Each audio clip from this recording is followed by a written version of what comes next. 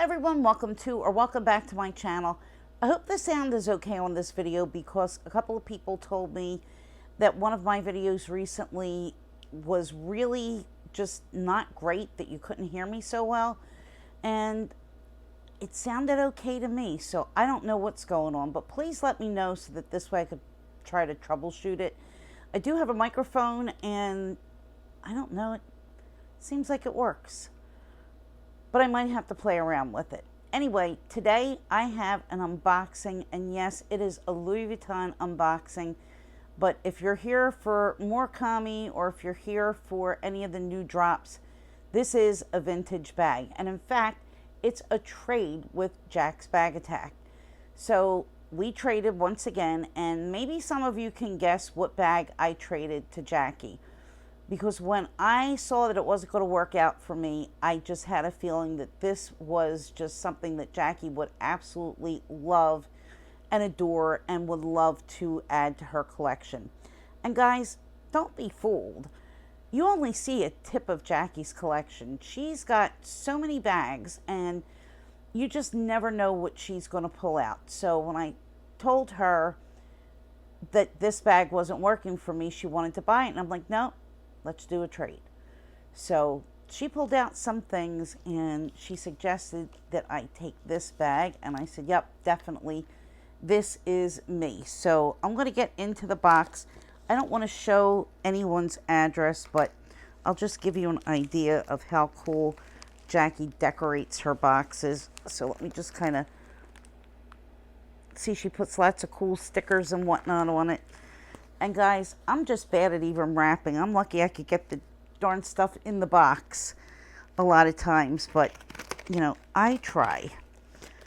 So, post office has been really weird lately. Some things are just taking forever to get delivered. So, if you have some things that you're waiting for coming in the mail, try to have patience and know that they will eventually get to you. So, the poor box got a little bit beat up in transit, but that's fine because I know that this item is going to be packed fine. And not only that, but it's something that's not really going to be so susceptible to damage. So let's get into the box. I don't know, guys. I was on a slump for a while, or I should say in a slump for a while. And I'm kind of getting back on the horse, if that makes any sense. Because now I'm just kind of feeling like I'm going a little bit bag crazy. All right. Oh, a couple more passes with that. And here we go. So, here is inside the box. It's all wrapped beautifully. And let me just tell you that I have wanted a bag in this color for forever. Forever. And I also have always liked this style. So, I'm just so excited. All right, let's get inside. I know people hate when videos get prolonged. All right, I'm dropping things here, which is no big surprise. Take the paper off. Oh my gosh. Okay. Oh man, this is spectacular. You ready? I don't know, guys. Might not be ready. Probably some of you are going to say, oh, that's just an old, thing that nobody cares about anymore. But not to me. It is Toledo blue, and I believe that this is the Epi St. Cloud, if I'm not mistaken, because there were quite a few bags that were made in a really, really similar style. There was the Trocadero. Pretty sure the Trocadero was this similar style. There was the Jeune Fille. And then there was Cartoucherie, I believe it was. But anyway, I'm almost positive that this is the St. Cloud. Let us take a look at the gloriousness of this color. And I remember when Jackie got this bag, and I remember her showing it, and I was thinking, man, that bag is just spectacular. So it's really in fantastic shape.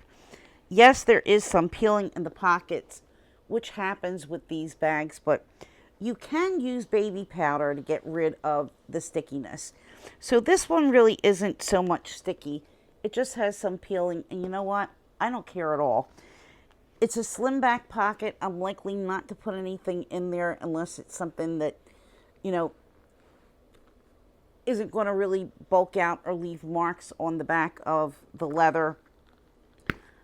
So let's get inside. So this is all leather.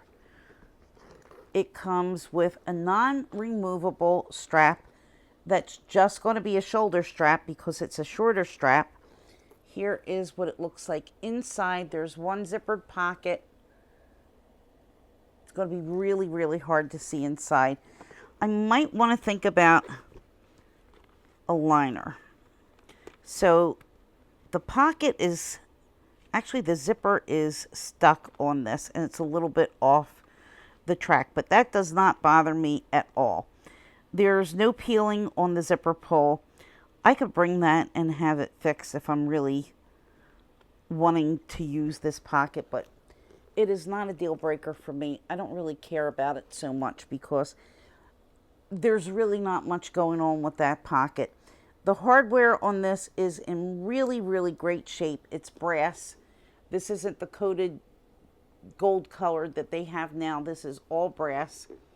So here's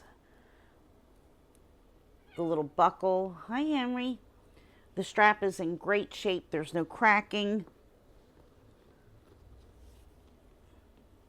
Of course, it does have some wrinkles because what did we learn? All leather is going to wrinkle. But if this were dried out and in really bad shape, it would be cracked, but there's no cracking. So I kind of think, Jackie might have buckled this up in haste because it's crooked. So let me fix the shoulder strap and I'm going to try it on and let's see how long it is. So I might actually, well, let me just see for the heck of it if it can fit crossbody on the longest length. So here is how it looks. This completely detaches, of course, because it is a buckle. And let me make sure that I'm putting this in the correct way.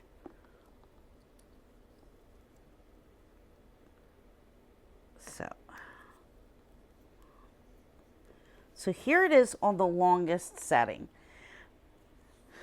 This may be possible. Let's give it a look. All right.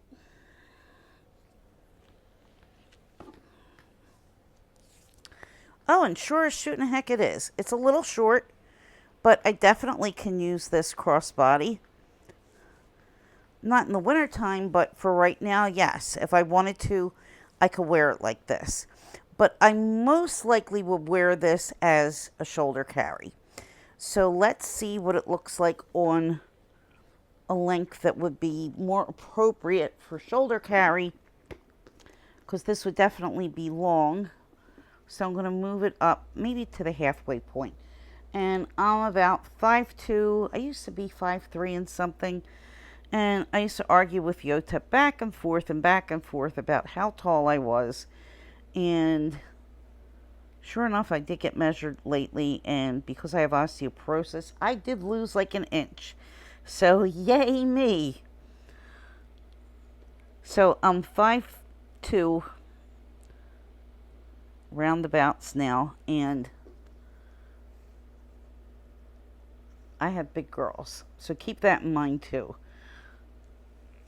But this is definitely not a long crossbody strap. And when these were made, people really weren't wearing crossbody bags. So this is the way it looks on the medium setting. It drops to my hip, which is just perfect. I can rest my arm down. It has a really nice slim profile. So I love it. I love it. I love it. I love it. I love it. Yes, I do. So, Jackie, thank you so much. I am going to enjoy this girl. She's going to be going out. She may even get a Labubu.